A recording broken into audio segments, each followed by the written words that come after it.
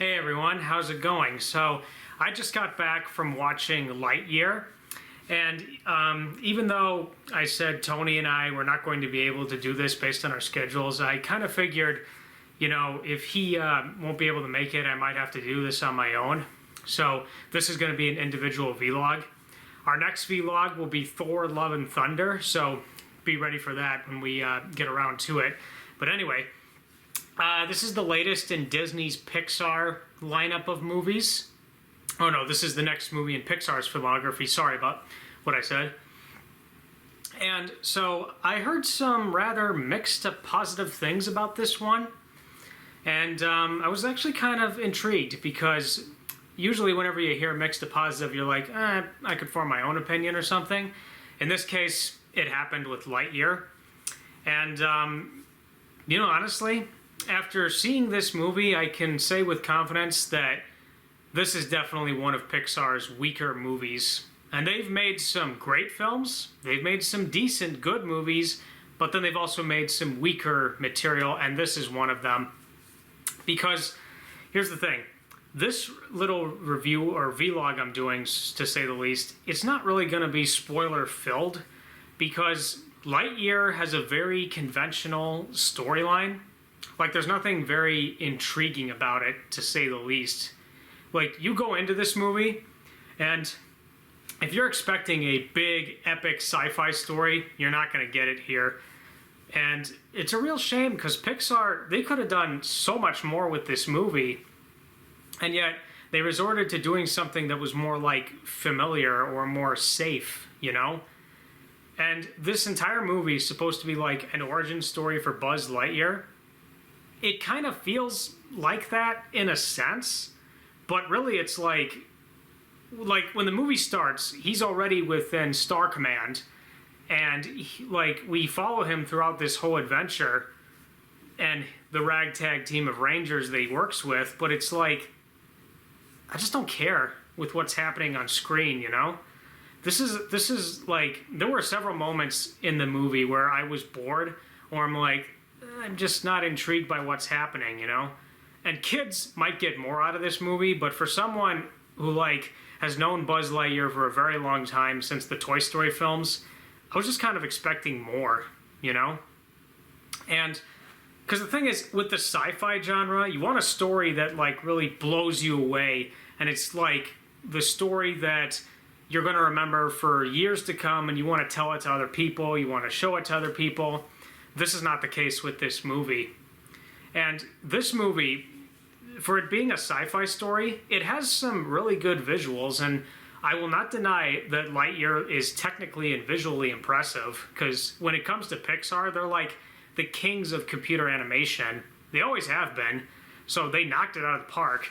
It's just, visuals are not enough to carry a film. You need a really good story and some intriguing characters, which is a real shame because this movie does not have that. I mean, Buzz, we like him enough, but this is not necessarily the same Buzz Lightyear that I have come to love from the Toy Story movies. It kind of felt a little different, And speaking of different, this sci-fi film, it has comedy wrinkled throughout it, despite the fact it's supposed to be some kind of a serious story.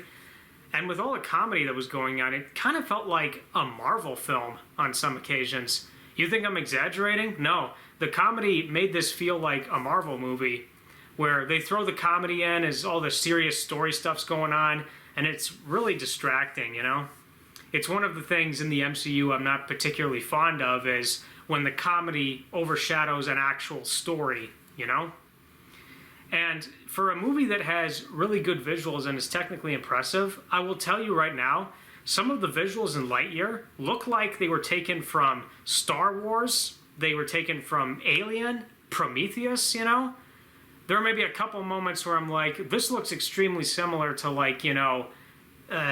there's a visual moment where we see 3 rings in space, the hyperdrive and whatnot. But it's it looks like the rings from Halo or the Stargates, if you could make that kind of comparison. And there was one moment in there was Stargate text that, or no, not Stargate, I'm getting them mixed up. Star Command text that shows up, SC1. I'm like, SG1 from Star Trek? Or no, not, Stargate. Why did I say Star Trek? I'm sorry. I'm getting this all mixed up, and I apologize.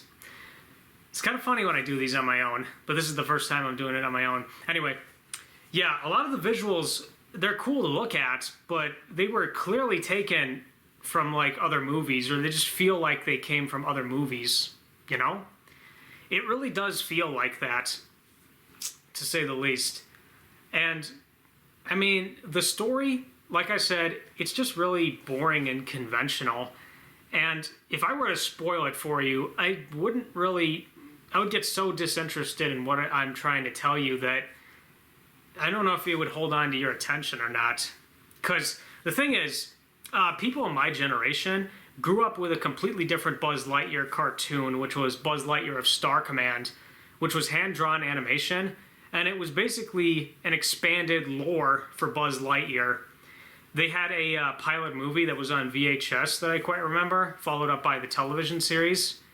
And I remember seeing some episodes and seeing some stuff about it and liking it to an extent, but I was a very young kid. I haven't seen that show or the pilot movie in a very long time.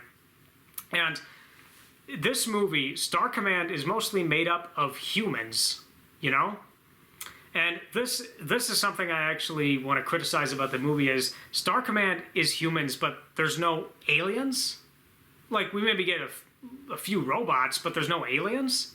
Because like in Buzz Lightyear of Star Command, like Star Command was mostly aliens and humans and robots, so we're not getting that here. I just don't get it. Like, why is the movie afraid to show that there's other races and species in the universe out there, you know? It's like, we, the humans, have this great technology where we can jump through space, and yet we haven't made alliances with anything else out there. It's just, I don't get it, man. But I guess it contributed to how generic this movie was. If they had a variety of alien characters, that would have definitely given the movie more identity and variety, but that just wasn't the case here, you know? And another thing I want to talk about in terms of the story, there's like one big revelation that happens. This is a big one. Zurg is in this movie, but it's not Emperor Zurg, it's just Zurg. And spoiler alert, it's revealed that Zurg is actually an older version of Buzz Lightyear from another timeline, you know? So we're bringing time travel into this. And because this movie was so uninteresting to me, I just didn't really care about the way they were handling the time travel and stuff. I just wasn't intrigued, you know? And so this revelation that Zurg, it's just, I don't want to compare it to this, but it's basically the Zurg suit. It's like the Ironmonger from Iron Man, you know? Obadiah Stane, he builds that suit, and it's not like Tony's suit. It's bigger, it's bulkier, and it's not like you can just put it on. He has to like step into the suit, and it like does that. That's what the Zurg suit is. But man, it really sucks that this movie did such the laziest thing with Zurg that you can think of, you know? I mean, when I was a kid, I never questioned if Zurg was like Buzz, in an alternate Buzz in the suit or not. I always thought of Zurg as like a separate character, you know? And he was treated as such in like the animated show from what I remember. But here it's like, no, this is an older Buzz Lightyear, and he just wants to complete his mission and will do whatever it takes, but he's willing to erase people from existence in order to achieve his goals. Like, this is a guy who's so dedicated to what he's doing that he doesn't care who gets in his way and will just do whatever it takes, even if it means doing some evil acts, you know? Which, by the way, this movie rips off Up twice. You think I'm exaggerating? I'm not. This rips off Up twice. Sorry if I'm leaning forward. I'm kind of timing this a little bit, trying to work out a few technical errors that have been in the previous vlogs. Anyway, so yeah, there's a moment where, not a moment, it's a montage where Buzz is like, he goes through time via hyperdrive or hyper light speed travel, you know, faster than light travel. But by doing so, he travels through forward in time, and basically everybody ages, but he doesn't. And so we get to see all the life events that these other people go through. It was done so much better in Up, and it was so much more emotional in Up. And it's like Pixar is doing this again, and it's like, why are they doing it again? Why? You already did it to great effect in Up. You don't have to do it again. And the bad guy, like, Buzz is going along with him, but then he reveals his true colors and is like, no, I don't want to do this. It's the same thing in Up. Like, they find out who the bad guy is, and they're having a good time, and they're chatting, but then they see his true colors, and they're like, no, we don't want to follow this guy. I just don't get it, Pixar. You've done great things in the past. Why did you have to make the story so conventional that you had to rip off your own movie, Up, which won an Oscar for Best Animated Feature, if I remember correctly. And yeah, I'm sure it did. So it's like, why are you doing this here? I don't know. It's strange. And like, you know, none of the side characters were that intriguing. Like Buzz, I liked him enough to an extent, but with the other characters, they're just like bland. You have this funny character played by Taika Waititi, and he's like kind of quirky and hip and stuff. And then there's this like plot point where he has a pen coming out of his like spacesuit, you know, which actually does serve a point in the plot. And the character is so modeled after Taika Waititi that literally you could have made this movie live action and it wouldn't change a thing. It just wouldn't. And then you got an older elderly space ranger who's on parole for like, you know, stealing a starship. But even I didn't think she was interesting. And I mean, none of the other human characters were that interesting. They were just kind of stockish characters, you know? I just didn't really like, I wasn't super intrigued by their little plot points and storylines. Again, there's really not much to spoil with this movie because it's like, if I were to tell you, you'd be as bored as I was. Or maybe you'd like it, or maybe a kid will like it. I don't know. But it's like, I just don't like it when Pixar cannot make something that's like above and beyond, you know? And the trailers, I was kind of expecting a little more after seeing the trailers. Didn't get that, you know? I've kind of rambled on about that for a little bit. I do want to talk about, though, the casting of Chris Evans as Buzz Lightyear. Okay.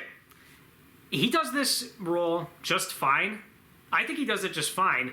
But the thing is, I prefer Tim Allen over Chris Evans. Like, if you had gotten Tim Allen, I would have liked this more. But Chris Evans, all I hear is Captain America playing Lightyear, you know? And I just think that, though his performance isn't bad, he's not really giving the same kind of energetic charisma that Tim Allen gave to the role, you know? And I'm not saying Chris Evans is a bad actor. He's really good when you give him the right material. It's just here, it's like, he's not really like being so energetic about this role. He's just kind of giving the performance that he can, you know? And it's like, why did they recast Tim Allen? I honestly don't know. And I'm sure the filmmakers will come up with an explanation that, oh, the one you saw in Toy Story, different character. This guy, different character. Okay, but I still would have liked to have seen Tim Allen in this role again, you know? Speaking of which, this movie, there's another revelation about this movie that there's text in the beginning that says, in 1995, Andy got a Buzz Lightyear action figure because it was from his favorite movie. This is this movie. And I'm like, wait, you're telling me that Andy, the Andy, saw this in like, he saw this in 1995. Like, this is the actual thing in 1995? Because, I'm going to be honest with you, this did not feel like a movie from the 90s. This is a modern movie. So how can you say that when this does not feel like a 90s movie at all? If this was a 90s movie, you would have put more effort into it feeling like that, but they just didn't. So either this is some kind of retcon, or it's just, or maybe it is a retcon, you know? And it's a retcon that I just don't like. I just don't like. Because in the animated Buzz Lightyear, Buzz Lightyear cartoon, you know, the pilot movie, it shows that the Toy Story characters actually putting the VHS tape into the TV, you know? And I'm like, okay, maybe the animated series is a spin-off, or that's what actually... Because many of us thought, I guess, that the Buzz Lightyear toy was inspired by this animated show. And maybe it was, but Pixar's like... See, they have gone on record saying they don't like the original animated show. And because they didn't do it, they wanted to make their own. But I'm like, this is the best you could come up with? You know? Like, no exaggeration. This is the best you could seriously come up with? Because this is not that interesting of a story. It really isn't. So it's like, Pixar, if another studio can do it better than you, are you just mad because your idea is not that intriguing enough? I don't get it, man. I just don't get it. Anyway, that's something that really bugged me outside of the Zurg reveal. And I just didn't really get a sense of danger in this movie, you know? For a big sci-fi movie, I should get a feeling of danger, and there's been tons of sci-fi movies over the years that had that sense of danger. Not present here. It's probably because, oh, if we go, like, extreme and have stakes, that might frighten the kids or something. I don't know. I've also heard this movie's kind of not doing well at the box office, and I can see why it's not doing well, because this is a movie where parents would be like, well, your kids might like it, but we won't like it as much, you know? It's just really kind of a bland movie, to say the least. And it's just not that strong enough to be up there with Pixar's greats. Oh, and did I forget to mention that the Lightyear movie also has very cheap use of nostalgia? Like, if you know Buzz Lightyear's famous lines, some of his famous lines from the original Toy Story movies, I'm talking like, okay, that's kind of strange how I say it, original Toy Stories, but anyway, yeah, a lot of the lines, if you know the Toy Story movies very well, they're in there, but again, Chris Evans cannot deliver them in the same energetic, charismatic way that Tim Allen did. He just can't, you know? He's saying them because, well, people remember that. We gotta throw in the nostalgia. And they do, but it's just not intriguing enough, you know? This story's not intriguing enough, and you're only throwing that in there because you're like, hey, remember when Buzz Lightyear said that line? Oh, I remember. It's literally like that. It's like you have a pair of member berries in front of you. Well, like, say I'm holding these member berries. You're holding them in front, watching this movie, and you hear the line, and the member berries go, hey, remember that line? Oh, I remember. It's literally like that. And I hate it when movies use nostalgia from the past for this cheap, like, crowd-pleasing effect. I hate it when they do this, because it's like, no, it's like, why are you doing this? I don't know. I think really because there's not really much I can speak of in terms of this movie, that I wanted to make something shorter than the other vlogs, you know, because if I had more to say about with this, I could, but yeah, this is just another standard Pixar movie that was thrown out there. Oh, I also forgot. The music in this movie, the music is, you know, honestly, it kind of fits, but it's not that memorable. You know what I mean? It's not that memorable. It's just kind of not very intriguing music in the slightest. And if you can't make good music to accommodate your sci-fi movie, it's like, So yeah, I mean, if you want to see this movie, that's fine. You can go watch it. But I would say, like, watch this with yourself. If you want to watch it with a family, just wait till it comes on Disney Plus, you know? Because man, this movie, it's just...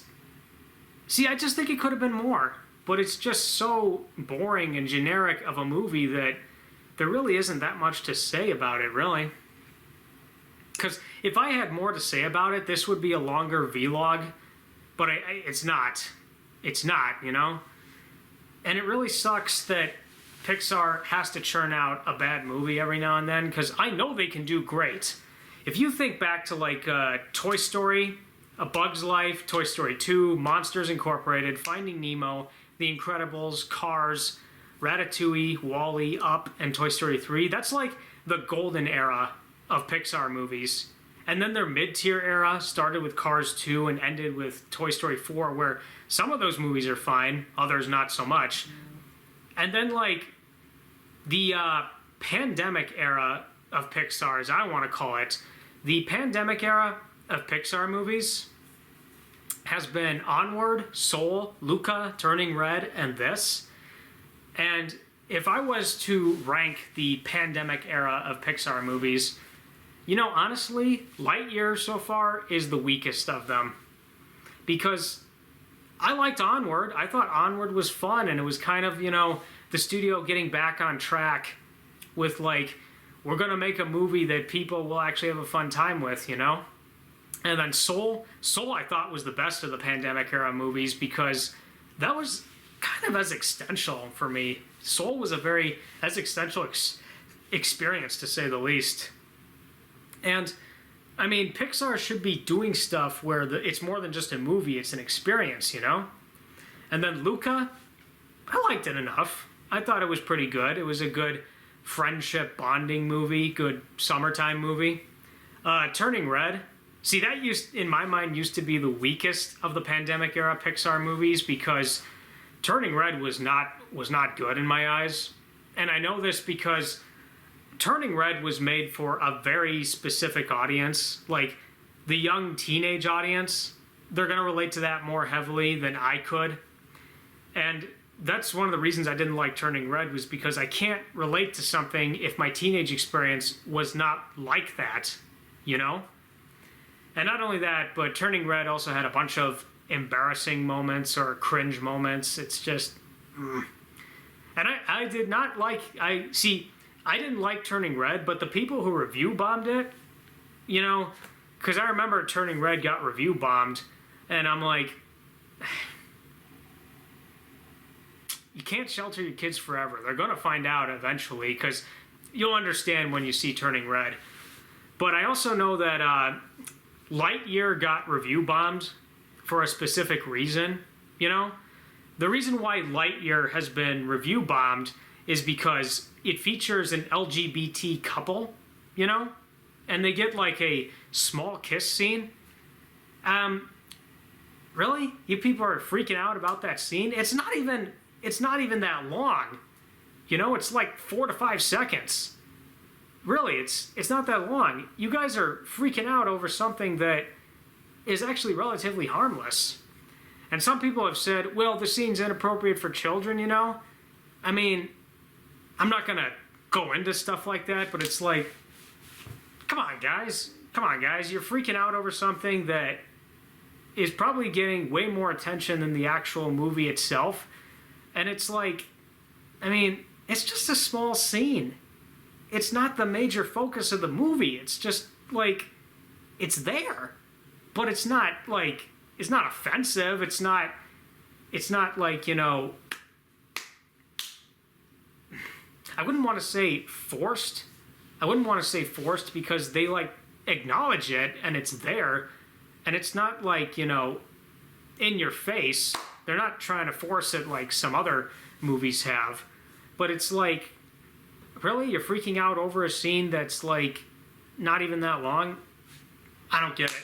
And I know this has happened with Marvel movies where Eternals had the exact same thing, but the scene was only like 4 to 5 seconds long, you know? It's like, you guys are freaking out over a scene that's not even that long, and they don't even focus on that heavily. It's just, it's like there, you know? Whatever. But yeah, in terms of the pandemic era, this one's definitely the weakest because it just tells a very generic, boring, conventional story visually, technically, it's impressive, but outside of that, there's not really much else to write home about. It's just another standard animated movie, a very standard movie by Pixar. And it's a shame because I know they can do so much better. But on the hierarchy of bad Pixar movies, where could Lightyear potentially rank?